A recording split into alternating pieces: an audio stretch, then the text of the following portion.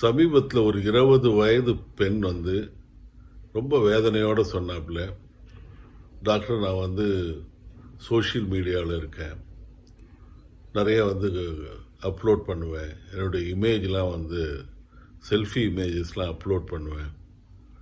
ஆனால் வந்து எனக்கு கொஞ்சம் கஷ்டமாக இருக்குது. என்னுடைய செல்ஃபி இமேஜுக்கெலாம் வந்து ரொம்ப லைக்ஸ் கம்மியாக இருக்குது. சில பேருடைய செல்ஃபிஸ் மட்டும் நிறைய வந்து லைக்ஸ் வருது. கொஞ்சம் வந்து முதல்ல வந்து ஆரம்பத்தில் வந்து ஒரு லைக் வரும்போது சந்தோஷமாக இருந்தது. அதுக்கப்புறம் அது வந்து பார்த்திங்கன்னா எனக்கே வந்து கொஞ்சம் என்னை பற்றி ஒரு தப்பான தாழ்வான மனப்பான்மை வருது. ரொம்ப அப்செட் ஆகுறேன். நான் என்ன அவ்வளோ மோசமாக இருக்கேனான்னு எனக்கே அப்பயே தோணுது அப்படின்னு சொல்லும்போது அந்த பிரச்சனை கொஞ்சம் வித்தியாசமாக இருந்தது. வால் ஸ்ட்ரீட் ஜேர்னல் வந்து ஒரு இன்டர்னல் சர்வே நடத்தினாங்க.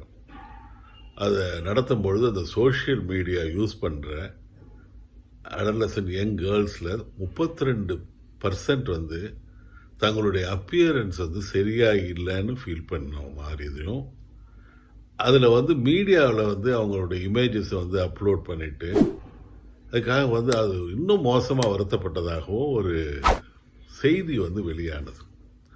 என்னன்னு பார்த்தீங்கன்னா, நம்ம கண்ணாடி வந்து காலையில் ஏஞ்சி பார்க்கும் பொழுது நம்ம வந்து நம்ம முகத்தை பார்க்குறோம். நம்ம முகத்தை பார்க்குறோன்றது நம்ம மேலோட்டமாக அது கரெக்ட். ஆனால் நம்மை பற்றி நாம் நம் உருவத்தை பற்றி என்ன எண்ணம் வைத்திருக்கிறோமோ அதுதான் அது வந்து வெளிப்படுது. சோஷியல் மீடியாவில் பார்த்திங்கன்னா சில ஆப்ஸ்லாம் இருக்குது. அதில் வந்து அப்லோட் பண்ணக்கூடிய செலிப்ரிட்டிஸுடைய, விஐபிஸுடைய, பெரிய மனிதர்கள், அழகானவர்களுடைய வீடியோஸ்லாம் முதல்ல தெரிஞ்சுங்க எடிட் பண்ணுறாங்க, ஃபோட்டோஷாப் பண்ணுறாங்க. பெஸ்ட் எடிட்டட் வீடியோ தான் அந்த ஹைரீல் வீடியோஸ் தான் அதில் வருது.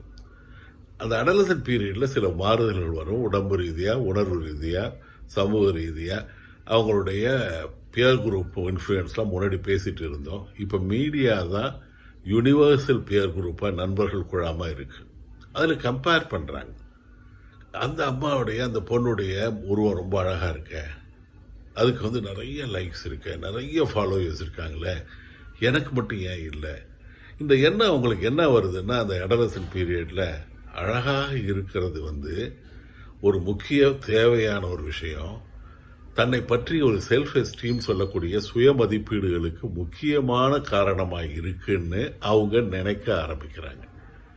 நான் வந்து அழகாக இருக்கணும், ரொம்ப வந்து லைக்ஸ் வாங்கணும், நிறைய பேரால் பாராட்டு பெறணும், இதுதான் நான் அப்போ தான் நான் ஒர்த்து அப்படின்ற மாதிரி நினைக்க ஆரம்பிக்கிறாங்க. ஆனால் வளர வளர வந்து அது வந்து கிடையாது. ஒரு ஒரு திரைப்படத்தில் இருக்கிறவங்கள பார்த்துட்டு அவங்களுடைய முகம், அழகு அதெல்லாம் பார்த்துட்டு அதை கம்பேர் பண்ணிட்டு நமக்கு இல்லையே அப்படின்ற ஒரு மனசு வந்து அந்த வயசில் வரும். அதுக்கப்புறம் தான் தெரியும் இது வந்து அழகுன்றது வெறும் உருவம் இல்லை. நான் அந்த பொண்ணுகிட்ட சொன்னேன், நீ வந்து ஒன்னேன்னு சொல்கிறேன், இந்த அன்றும் இன்றும்னு ஒரு சில சமயம் வரும். அந்த காலத்து திரைப்படத்தை ஜொலித்த ஒரு திரைவான் நட்சத்திரங்கள் எப்படி இருந்தாங்க, இல்லை நமக்கு தெரிஞ்சவங்களே 20 வயசில் எப்படி இருந்தாங்க, 60 வயசில் எப்படி இருக்காங்கன்னு பாருமா. இது வந்து முக மாறுதல்கள் தான். இன்னும் ஒரு தடவை நான் கூட சொல்லுவேன், நீ ரசித்த ஒரு படம் வந்து ஒரு படத்தை ஒரு ஒரு ஒரு விஐபி அவங்க முதல் படத்தில் எப்படி இருந்திருப்பாங்க? அப்போ வந்து பார்த்தீங்கன்னா அப்போ தான் வந்து அவங்களுக்கு வந்து கேமரா முன்னாடி இல்லை ஒரு ஃபோட்டோகிராஃபர் முன்னாடி ஒரு திரைப்படத்துக்கு முன்னாடி இருக்கும் பொழுது அந்த முக பாவனைகள்லாம் அவ்வளோ தூரம் வந்து இம்ப்ரவைஸ்டாக இருக்காது. நம்ம வந்து வாழ்க்கையில் நம்ம உள்வாங்கி கொண்டு கற்றுக்கொண்டு ஒரு கேமரா முன்னாடி எப்படி இருக்கணும், பாவனைகளை எப்படி வெளிப்படுத்தணும், அதுக்கு ஒரு 10 படத்துக்கு அப்புறம் தான் அவங்களுடைய முக தோற்றம் வந்து வித்தியாசமாக இருக்கும். அவங்களுக்கே எந்த ஆங்கிளில் தன்னுடைய முகம் நல்லா இருக்கும், இந்த ஆங்கிளில் அந்த முகம் நல்லா இருக்காது, எப்படி வந்து ஒரு போஸ் கொடுக்கணும், இதெல்லாம் வந்து கற்றுக் கொடுப்பார்கள். அதாவது ஒரு டெம்ப்ளேட்டாக வந்து சில இமோஷன்ஸை கூட அவங்களால திரும்ப திரும்ப அந்த துறையில் இருக்கிறதால இந்த ஆங்கிளில் நின்னா இந்த போஸ் வந்து இருக்கும், இந்த நல்லா இருக்கும். இதெல்லாம் நமக்கு தெரியாது. ஒரு கிரிக்கெட்டர் வந்து இந்த ஆங்கிளில் வந்து தன்னால் அவர் வந்து ரிஃப்ளெக்ட் பண்ணுற மாதிரி தான். நம்ம வந்து என்ன நினைக்கிறோம், ஒரு இந்த அடலசன்ட் வந்து அந்த வயசில் ஒரு அந்த பெண்கள் வந்து இல்லை அந்த வயசில் இருக்கிற ஆண்கள் கூட ஒரு ஃபோட்டோ எடுத்துகிட்டு அப்லோட் பண்ணி இந்த தேவையில்லாத ஒரு கம்பேரிசன். வாழ்க்கை வந்து முதல்ல வந்து கம்பேரிசனில் கூடாது, முதல்ல ஆஃப்லைனில் இருக்குது. எப்பொழுதுமே வந்து நம்ம ஒரு மீனிங்ஃபுல் ரிலேஷன்ஷிப்பில் இருக்கிறது நல்லது.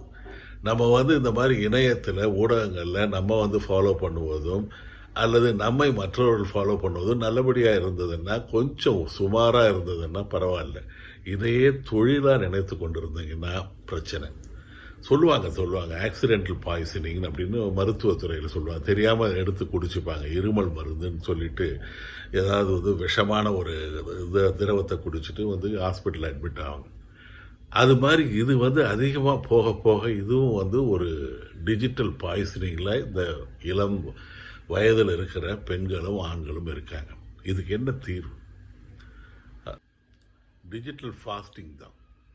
எந்நேரமும் இணையத்தோட ஊடகத்தோட இணைந்து இருக்காம ஒரு நாளைக்கு நம்மளுடைய நேரத்தை கொஞ்சம் வந்து மற்ற விஷயங்களில் கவனம் செலுத்திவிட்டு தேவைப்படும் பொழுது ப்ரொஃபஷ்னலாக வேணால் நீங்கள் நெட்டில் இருக்கலாம், ஊடகங்களில் இருக்கலாம்.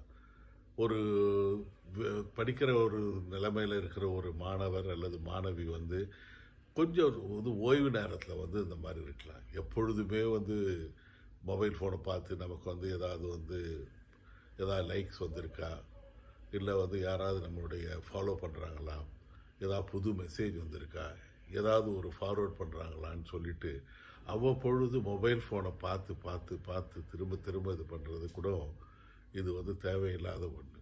இப்போ நம்ம வந்து தேவையான மாணவர்களுக்கு அந்த வயசில் வந்து இளம் வயதில் இருப்பவர்களுக்கு தேவையான ஒரு விஷயம் என்னன்னா டிஜிட்டல் ஃபாஸ்டிங்.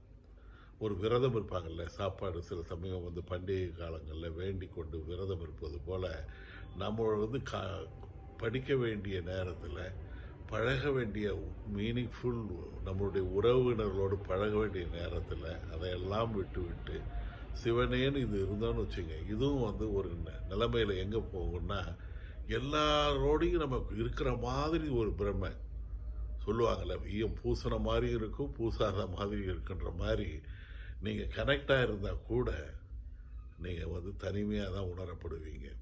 ஏன்னா ஒன்றே ஒன்று புரிஞ்சுங்க, இந்த வாழ்க்கை ஆஃப்லைனில் தான் இருக்கிறது.